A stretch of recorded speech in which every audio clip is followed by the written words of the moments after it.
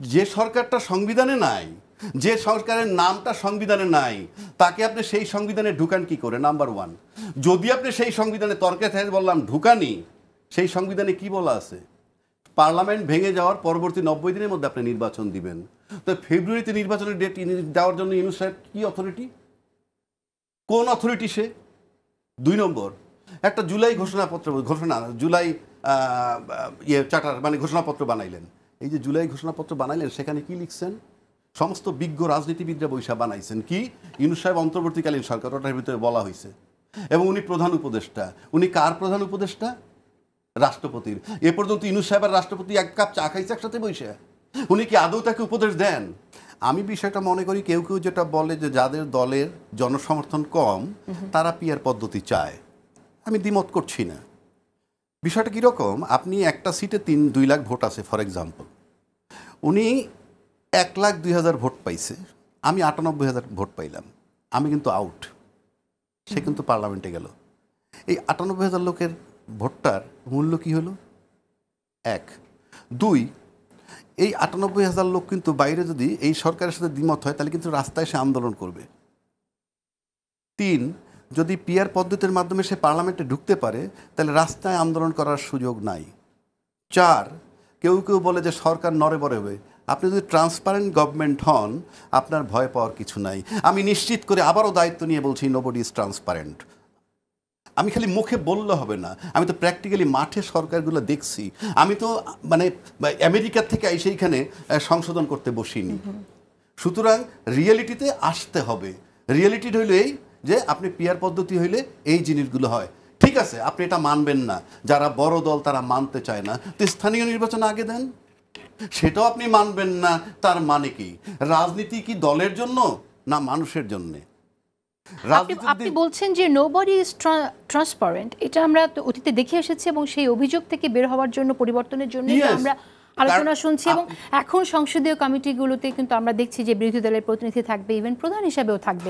তাহলে কি আমরা ট্রান্সপারেন্সি আশা করতে পারি কিনা? নোয়িং দ্য ফ্যাক্ট, বিরোধী দলের যাবে কয়জন, তার একজন থাকবে কমিটিতে, কি হবে তাতে? Because I know the fact যে হবে কি ইনফ্যাক্ট।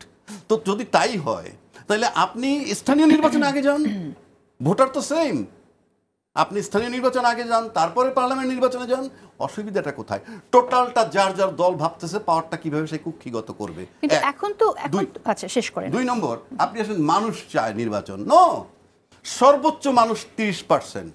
যদি কেউ বলে যে স্থানীয় নির্বাচন আগে না সংসদ নির্বাচন আগে, তার সংখ্যা 30%। যারা বলে পিয়ার পদ্ধতি, তাদের সংখ্যা সর্বোচ্চ 15%। সব ইসলামী দল মিলে হইলে যদি হয়, তাহলে রিপ্রেজেন্ট করেন কয়জন লোক আপনি? রাজনীতি যদি মানুষের জন্য হয়, নির্বাচনে যাওয়ার আগে আপনাকে দেখতে হবে দেশটা রাষ্ট্র কিনা। আপনি তো নির্বাচনের আগে দেশটা রাষ্ট্র কিনা। কেউ কেউ কথায় কথায় বলে রাজনীতিবিদদের কাছে দেশ নিরাপদ, রাজনীতির লোকের কাছে ক্ষমতা হস্তান্তর করলেই ঠিক হয়ে যাবে। বাংলাদেশে 2টা সামরিক শাসন আসছে, 111 আসছে, তারপরে কি আসলো, এই 24-এর পরে আসলো ইউনূস সাহেব। এগুলা প্রত্যেকে যে আসছে, তার আগে কি সরকার ছিল? নির্বাচিত দলীয় সরকার ছিল। নির্বাচিত সরকার ছিল না। সেই নির্বাচনকে যদি আপনি নির্বাচন বলেন তাহলে তো আমরা, এরশাদ সাহেব যখন ক্ষমতায় আসলেন, মার্শাল্লাহ দিলেন, তার আগে তো রাজনৈতিক দলের সরকার ছিল, আমি সেটা বলছি। 111-এর আগে রাজনৈতিক দলের সরকার ছিল, আমি সেটা বলছি। তারপরে আপনি যদি বলেন ইউনূস সাহেবের আগে রাজনৈতিক দলের সরকার ছিল। আর সমস্ত অপকর্ম, যত বাংলাদেশের জনগণের উপরে যত হামলা হয়েছে, রাষ্ট্রের সার্বভৌমত্ব নষ্ট করা বলতে যা বোঝায়, সব হয়েছে নির্বাচিত সরকারের সময়। আপনি যদি বলেন আয়নাঘর, আপনি যদি বলেন ক্রস ফায়ার, আপনি যদি বলেন যে শাপলা চত্বর হত্যা, আপনি যদি বলেন বিডিআর হত্যা, আপনি যদি বলেন কি রমনা বটমূলী হত্যা, আপনি যদি বলেন কি বলে যত রকমের অঘটন, সিরিজ বোমার হামলা, সব কিন্তু নির্বাচিত সরকারের সময় হয়েছে। তাহলে নির্বাচনটা না হয় ভালো। অফকোর্স আমি সেক্ষেত্রে বলবো, কারণ আমার অভিজ্ঞতার থেকে আমি বলছি। আপনি যে বারবার দাবি করেন, তার মানে কি এটা কি এক্সপেরিমেন্টের জায়গা? এটা তো রাষ্ট্র, এটা কোনো সমিতি না তো। আপনি এইভাবে আমার এই অভিজ্ঞতাগুলো আপনি কি করবেন? আমি এগুলো যে আসছে, আপনি বলেন তো কোন সময় আয়নাঘর হয়েছে, কোন সময় শাপলা চত্বর হচ্ছে, এইরকম ঘটনা ঘটছে, সব দলীয় সরকারের অধীনে। এইবার আসেন, না, আপনি যে আপনি শাপলা চত্বরের ঘটনা নিয়ে আসছেন, আপনি বিডিআর এর ঘটনা নিয়ে আসছেন, সেগুলো কিন্তু আসলে যে সরকারের সময় হয়েছে সেই সরকারের সেই নির্বাচনগুলো ভীষণভাবে প্রশ্নবিদ্ধ। দরকার নাই তো, কেউ তো কথা বলতে পারেনি 16 বছর।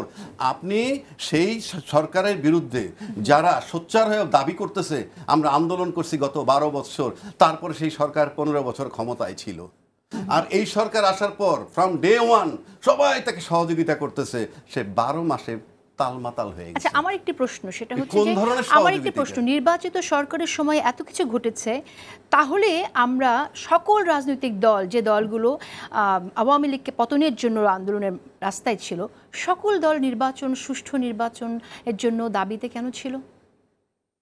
সুষ্ঠু নির্বাচনের দাবিতে তো এখনো আছেন, কিন্তু আপনি তো নির্বাচিত সরকার নিয়েই প্রশ্ন করছেন। আমি বলছি দলীয় সুষ্ঠু নির্বাচন নিয়ে কথা বলছি, কিন্তু রাজনৈতিক দলের কাছে বা রাজনৈতিক দলের কাছে যারা নির্বাচিত তাদের কাছে ক্ষমতা হস্তান্তর করে দিয়ে চলে যাওয়া উচিত, তাইলে ভাবটা এরকম সব ঠিক হয়ে যাবে। আমি যে ঘটনাগুলো বললাম সেগুলো সব নির্বাচিত রাজনৈতিক দলের সরকার ক্ষমতায় ছিল, যে ফর্মেই থাকুক।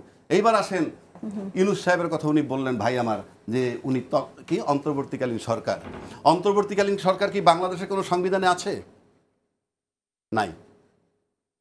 যে সরকারটা সংবিধানে নাই, যে সরকারের নামটা সংবিধানে নাই, তাকে আপনি সেই সংবিধানে ঢুকান কি করে? নাম্বার ওয়ান, যদি আপনি সেই সংবিধানে তর্কে থাকে বললাম ঢুকানি, সেই সংবিধানে কি বলা আছে?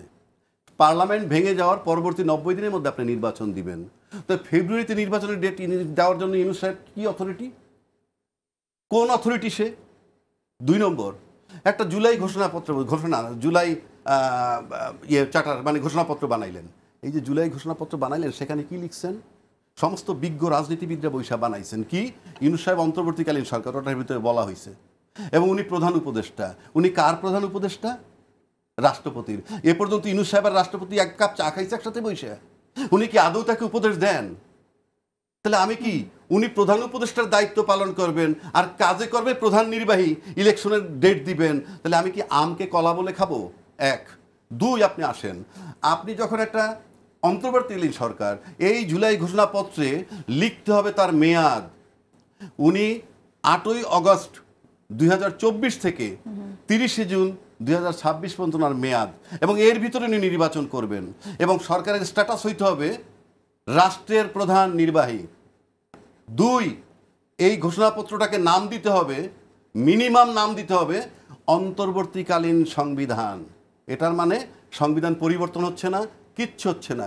সরকার যখন অন্তর্বর্তীকালীন, তার সংবিধানটাও থাকতে হবে অন্তর্বর্তীকালীন সংবিধান, এবং সেইটা এই ঘোষণাপত্রের নাম দিতে হবে। কেউ কেউ বলবেন হয়ে গেছে, না, সংশোধনী আনা যায়। তার সবশেষে আমি বলে দিচ্ছি, আপনি দেশটাকে আগে রাষ্ট্র বানান।